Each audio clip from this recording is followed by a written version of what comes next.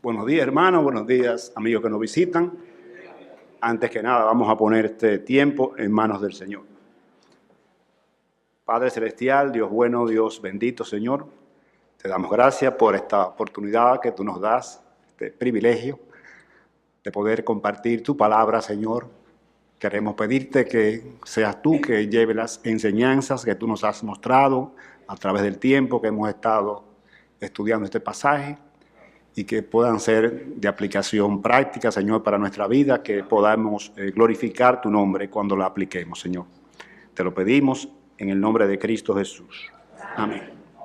Bien, hermano, vamos a continuar estudiando el libro que tenemos ya tiempo, estudiando el libro de Nehemías, tanto en la escuela dominical como también a través de los mensajes que se han ido llevando sobre el libro de Nehemías. El título de este estudio es Una elección es un motivo de oración. Y vamos a estar analizando el capítulo 5 a partir del versículo número 14. Nehemías 5, del 14 al versículo 19. Vamos a leerlos. Dice así la palabra de Dios. Dice: también desde el día que me mandó el rey que fuese gobernador de ellos en la tierra de Judá, desde el año 20 del rey Artajerjes hasta el año 32, 12 años, ni yo ni mis hermanos comimos el pan del gobernador. Pero los primeros gobernadores que fueron antes de mí abrumaron al pueblo y tomaron de ellos por el pan y por el vino más de 40 siclos de plata.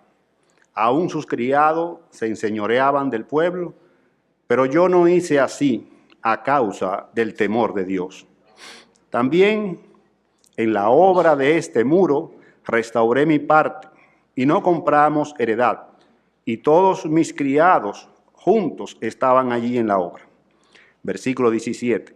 Además, 150 judíos y oficiales, y los que venían de las naciones que había alrededor de nosotros, estaban a mi mesa. Y lo que se preparaba para cada día era un buey y 6 ovejas escogidas. También eran preparadas para mí aves, y cada 10 días vino en toda abundancia. Con todo esto nunca requerí el pan del gobernador, porque la servidumbre de este pueblo era grave. Acuérdate de mí para mi bien, Dios mío, y de todo lo que hice por este pueblo. Bien. En el mismo libro que estamos estudiando en la escuela dominical, titulado Pásame otro ladrillo, que trata sobre este libro de Nehemías, su autor, el doctor Charles Swindoll, dice que la adversidad es una maestra dolorosa. Dice él: ¿quién no ha experimentado con la pérdida de un empleo, la pérdida de un familiar o la pérdida de salud? Dice él que todavía hay una prueba peor que esta, peor que la adversidad, y es el progreso. Tomás Carlyle, un ensayista escocés e historiador, dijo que la adversidad es una muy dura prueba para el hombre, pero que por cada hombre que puede soportar la prosperidad, hay un centenar que soportará la adversidad. O sea, dicho de otra manera, se soporta 100 veces más fácil la adversidad que la prosperidad. Nuestro conocido amigo Asaf, del cual estudiamos hace un mes un salmo de él, dice en el Salmo 75, versículos 5 al 7, dice Asaf: no hagáis alarde de vuestro poder. Y concluye diciendo que Dios a este humilla y a aquel enaltece. O sea que es bien difícil soportar la prosperidad. El doctor Jim George, en su libro La influencia de un hombre piadoso, de un hombre de Dios, dice que la riqueza tiene la potencialidad de crear problemas más serios aún que la pobreza. Por eso, hermanos, frente a la necesidad de tener que elegir personas que nos dirijan, es necesario que repasemos este gobierno de los 12 años. Y no me refiero a este de los 12 que usted conoce, sino coincidencialmente Nehemías también gobernó 12 años. El Señor nos libre, hermano, de utilizar este púlpito para promocionar determinado candidato, partido, movimiento, lo que sea. Señor nos fulmine antes de eso. Bien, entonces vamos a ver, hermano, hacer un trasfondo histórico, un repaso, una actualización, un update, como dicen ahora de moda, o como dicen los noticieros, cuando están dando una noticia importante. Para los que sintonizaron tarde, tenemos una noticia en actualidad, en movimiento. En este momento las Águilas están ganándole 5-1 al Licey. Perdón, hermano, hay que tener misericordia de los débiles, hermano. Vamos a repasar rápidamente hasta dónde hemos llegado con el libro de Nehemías. Como hemos visto, Nehemías significa Jehová conforta, pues lógicamente el autor es Nehemías, y vimos una primera función en el capítulo 1, que era la función de copero. O sea, en esa época el copero era una función sumamente importante. Era quien probaba la comida antes de que el rey la tomara. Si iban a envenenar al rey, envenenaban primero al copero. O sea, que esa primera función que desarrolló Nehemías fue de copero. Luego vemos entonces que Nehemías recibe malas noticias de la situación que se hallaba Jerusalén. Jerusalén acaba de salir de un cautiverio de 70 años bajo el imperio babilónico, bajo el imperio de Persia, y Nehemías se motiva a restaurar las murallas. Nehemías le pide permiso al rey Artajerjes. Vemos ahí entonces una cualidad de Nehemías, que era un hombre sujeto a la autoridad. Él recorre las murallas para ver el estado en que está, planifica, es un hombre ya planificador, y luego él motiva al pueblo a reconstruir, o sea que es un hombre también de influencia. Capítulo 3, vimos cómo Nehemías distribuye el trabajo por familia, o sea, Nehemías era un hombre que creía en la unidad familiar. Y en el capítulo 4 vimos entonces, cuando lo expuso el hermano pastor Yadín, cómo Nehemías se enfrenta a la oposición, de tal modo que ya trabajaban, dice que con una espada empañetaban y con otra tenían la mano en la espada para cualquier cosa. Trabajaban de día, trabajaban de noche. Cuando trabajaban de día, vigilaban de noche. Cuando lo hacían al revés, era un trabajo permanente. Dice que solamente se quitaban la ropa ya para bañarse. Entonces, en este capítulo 5, vemos ahora ya otro tercer oficio. Primero copero, segundo edificador o constructor, y ahora vemos a Nehemías, que es elevado a la categoría de gobernador. O sea, ya un tercer oficio. Y Nehemías debe figurar entre los grandes reformadores sociales. Nehemías, vemos ahí en ese capítulo 5, que él se dio cuenta de la explotación a la cual estaban sometidos. Habían vendido las tierras, le habían tomado los hijos, había una crisis económica tremenda. Y aparte de esto le estaban cobrando impuestos, le estaban extorsionando prácticamente al pueblo los dueños de las propiedades. Entonces vemos ahí que Nehemías convoca a una asamblea, reprende, dice, esto no debe ser así. Entonces ahí caemos entonces ya en el versículo 14, cuando Nehemías ya es nombrado como gobernador. En el versículo 14, permítame leer en la versión Reina Valera contemporánea, dice, durante 12 años, desde el día en que el rey Artajerjes me nombró gobernador de la tierra de Judá, es decir, desde el año 20 de su reinado hasta el 32, ni mis hermanos ni yo nos alimentamos con las contribuciones que yo recibía, o sea, como gobernador. Entonces, Nehemías simplemente acepta este nombramiento. Entonces, nuestro primer motivo de oración frente a elegir autoridades es que ellos reconozcan que eso es un privilegio que se le ha dado y que lo acepten, sea con humildad. La palabra de Dios en Romanos capítulo 13, versículo 1, la primera parte, nos dice, no hay autoridad sino de parte de Dios, y las que hay por Dios han sido establecidas. Esto lo dice el apóstol Pablo, y quien gobernaba en ese momento el Imperio Romano era un hombre sumamente democrático. Un hombre, mire, una dama, como decimos los dominicanos, Nerón, hermano. Y el apóstol Pablo dice, si Nerón está ahí, está puesto por Dios. Bien, ahora, hermano, sabemos que Dios no va a la Junta Central Electoral y dice, pongan a determinado candidato. No, Él ha delegado esa función en nosotros. Yo sé, al igual que ustedes, y lo he pensado, yo no voy a perder mi tiempo. Esos candidatos son unos tales, unos cuales, ¡pip! Hermano, es un privilegio que tenemos. Hay muchos países que no tienen ese privilegio de que nosotros podamos elegir a las autoridades que tenemos. Por eso es que debemos pedirle al Señor que nos guíe a elegir conforme a la voluntad de Dios. Amén. No el que me va a poner en buena, hermano. Porque yo tengo que reconocer que yo he votado en contra de alguien para que no gane ese, para salir de ese. Hermano, eso no es bíblico. O voy a votar por fulano porque es amigo de este, me puedo conseguir un nombramiento o una contrata. Tampoco eso es bíblico, hermano. Tenemos que orar por el que Dios ya ha elegido. Amén. Simplemente, hermano.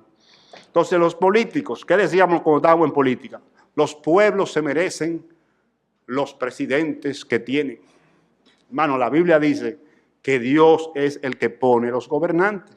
Entonces, nos merecemos el gobernante que Dios dice que no merecemos. Es lo que dice la palabra de Dios. En Proverbios capítulo 29, versículo 2 dice, cuando los justos dominan, el pueblo se alegra, mas cuando domina el impío, el pueblo gime. Y la palabra ahí en el original que dice dominar, da la idea de una persona ser hecho grande, ser promovido, ser electo. O sea, por eso tenemos que pedirle que Dios nos dé gobernantes justos. Y un segundo motivo de oración es que estas autoridades no busquen su propio provecho.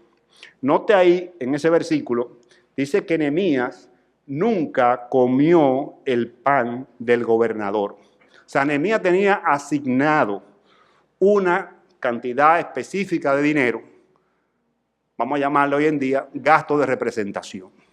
Pero Nehemías no se alocó y disipó eso. Dice que nunca utilizó de eso, sino que con su trabajo él se mantenía. Y no permitió tampoco que sus oficiales utilizaran eso.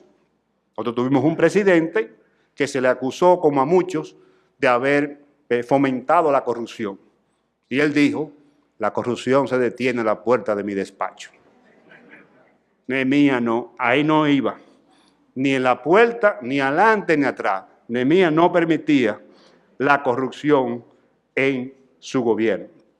Versículo 15, hermano. Dice entonces, pero los primeros gobernadores que fueron antes de mí abrumaron al pueblo y tomaron de ellos por el pan y por el vino más de 40 siclos de plata, y aún sus criados se enseñoreaban del pueblo, pero yo no hice así a causa del temor de Dios. Aquí vemos a Nehemías enfrentándose, hermano, a lo que es, entre comillas, normal. Dice que todos los gobernadores habían hecho eso. Entonces, ¿por qué usted tiene que ser diferente, señor Nehemías? Eso es la norma. Eso es lo que está aceptado. Hermano, mire, cuando a usted le propongan algo ilegal, bajo esa excusa de que eso todo el mundo lo hace, tenga grabado en su mente, Primera de Pedro, capítulo 2, hermano, vamos allá. Capítulo 2 de Primera de Pedro, versículo 9 y 10.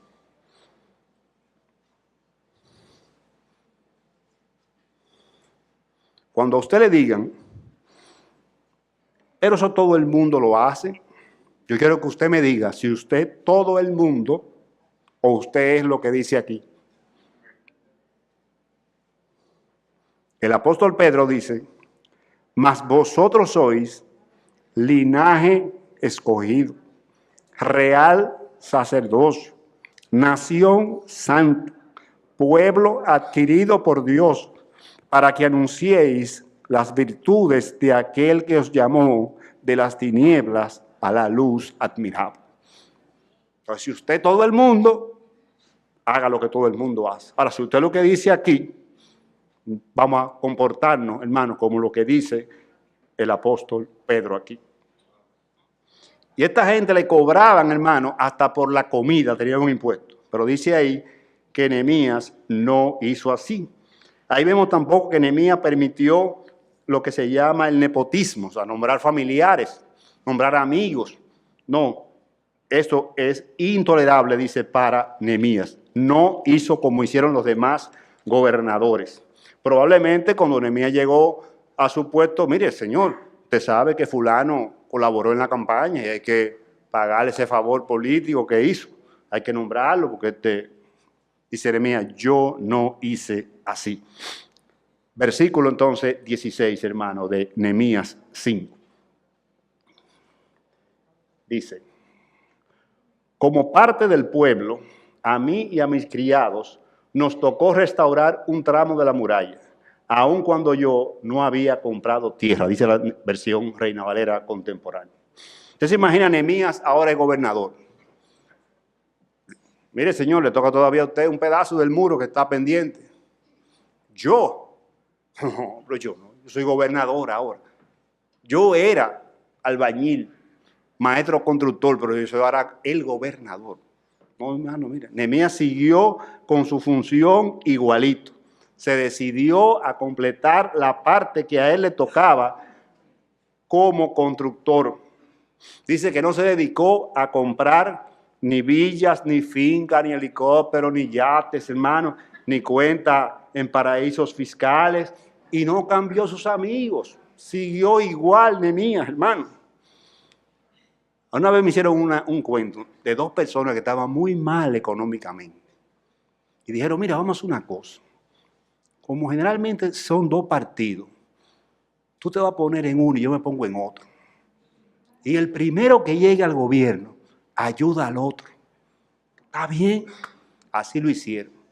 Uno de los dos tuvo la suerte que se pegó, como decimos nosotros. Cuando llegó el que estaba en mala, mira, vine para que me ayude, para que te ayude. Pero tú no te acuerdas lo que hablamos aquella vez, que cuando llegaba uno apoyaba al otro. Dice ahí que el malcomido no piensa. Ya él no se acordaba ni quién era su amigo, hermano. Nehemías no hizo eso. Nehemías siguió cumpliendo su función, siendo una persona sencilla, abordable, y no cambió sus amigos. Versículo 17, hermano. Usted puede pensar, bueno, hermano, es que esos tiempos de antes no son los tiempos de ahora. No existía Odebrecht, hermano. Mire el 5:17 lo que nos dice.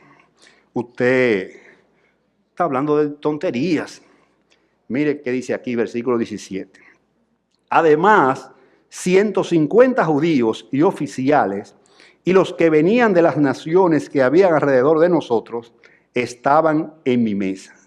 Y lo que se preparaba cada día era un buey, 6 ovejas escogidas, y también eran preparadas para mí aves, y cada 10 días vino en toda abundancia. Con todo esto, nunca requería el pan del gobernador, porque la servidumbre de este pueblo era grave. O sea, ahí corría el dinero, hermano. Diariamente se compraba eso. ¿Usted se imagina el tráfico de influencia posiblemente que había ahí? La oveja de comprársela a fulano, el buey a no sé quién, que ese nos da mejor precio, fue que colaboró con nosotros.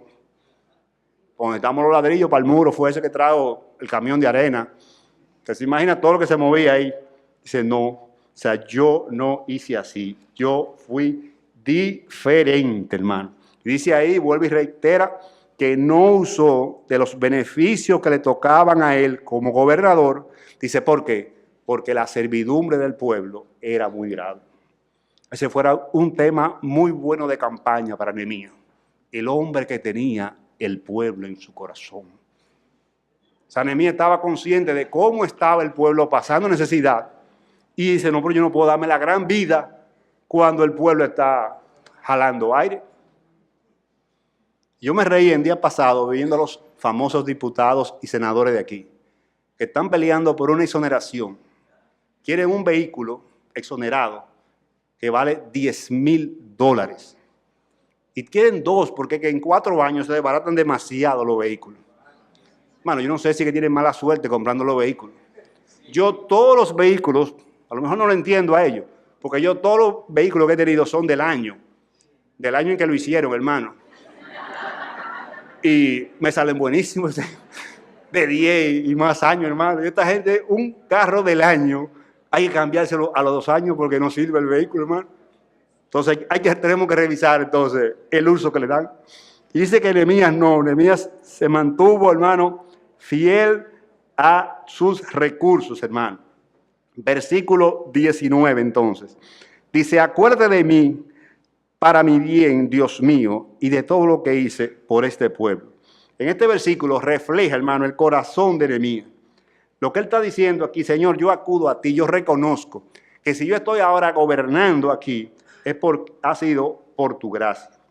Y se parece mucho a la petición del salmista en el Salmo 139, versículos 3 y 4, cuando dice, examíname, oh Dios, y conoce mi corazón. O sea, Nehemías sabía que Dios sí conoce las intenciones y las motivaciones como nosotros hacemos las cosas.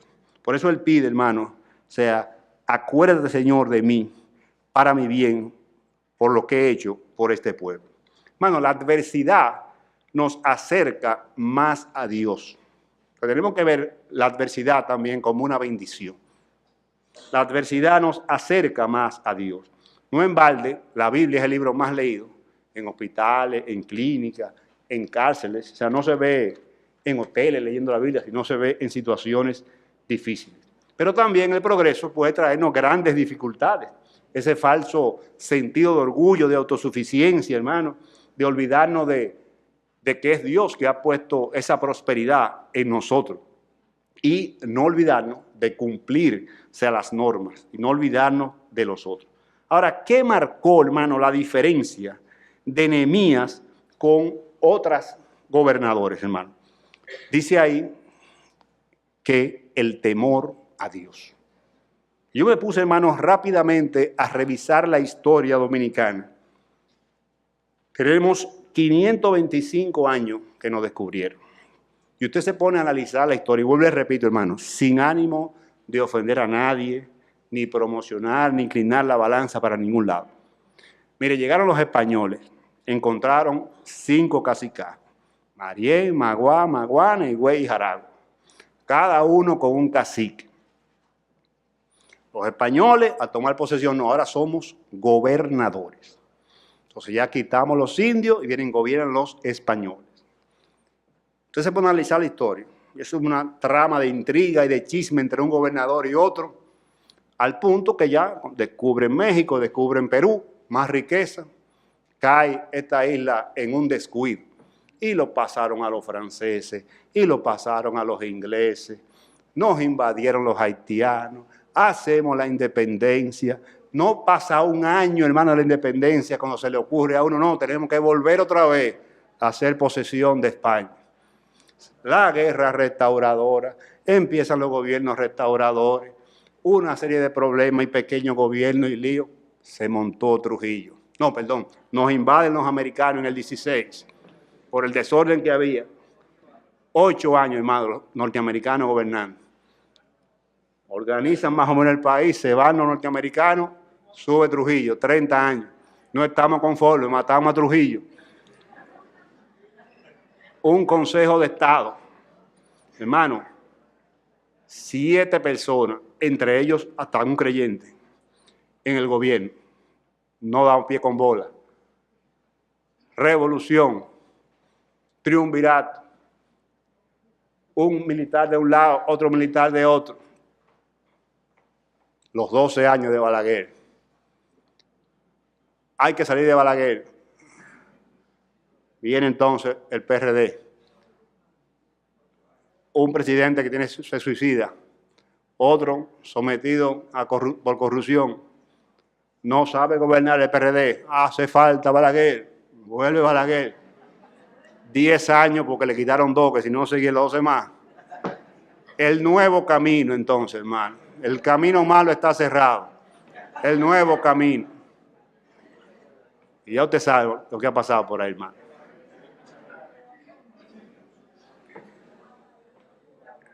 Entonces dice, ¿cuál ha sido el mejor o el menos malo, hermano? Lo dejo a su consideración. Entonces, lo que quiero confrontar esto, hermano, es la diferencia que marcó Nehemías fue, hermano, el temor a Dios. Entonces, es imprescindible para nosotros orar para que Dios ponga temor en los gobernantes y también en nosotros, hermano. Si usted se puede analizar las epístolas, la gran mayoría de ellas se divide en 2 partes.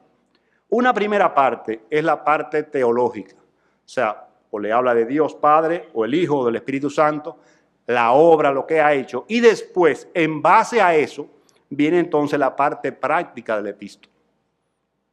O sea, usted no le puede exigir a alguien que cumpla la segunda parte si no conoce esa primera parte.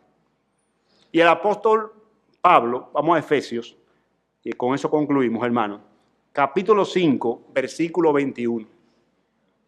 El método del apóstol Pablo, antes de exigirnos a nosotros que cumplamos una serie de requisitos en diferentes roles de nuestra vida, es enfrentarnos en el temor de Dios.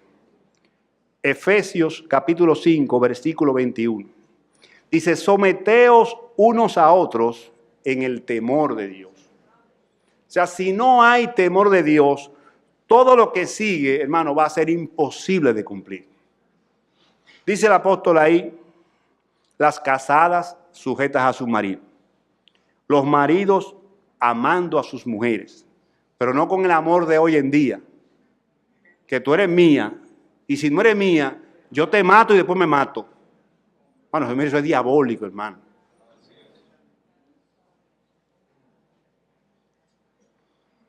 Dice, hijos que obedezcan, que honran a sus padres, padres que no provoquemos a ira a nuestros hijos, los siervos o los que obedezcan a sus amos, sirviéndole de buena voluntad, y los amos tratando de dándole un buen trato a sus siervos. O sea, hermano, si no hay temor de Dios, eso es imposible, hermano, de cumplir.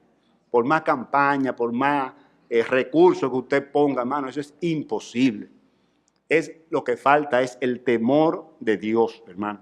Y es nuestro ruego, hermano, que así como Dios ponga temor en las autoridades, que Dios ponga también temor en nosotros para poder ser mejores ciudadanos. Vamos a orar, hermano. Padre, te damos gracias por este ejemplo de esta función de Nehemías como gobernador. Vemos cómo este hombre pudo enfrentar lo que era normal en su tiempo, pero que iba en contra de lo establecido en tu palabra. Te pedimos, Señor, que tú nos ayudes a nosotros, cualquiera que sea nuestro rol, sea como padre, sea como empleado, sea como amo, que tengamos, Señor, presente el temor tuyo en nuestras vidas.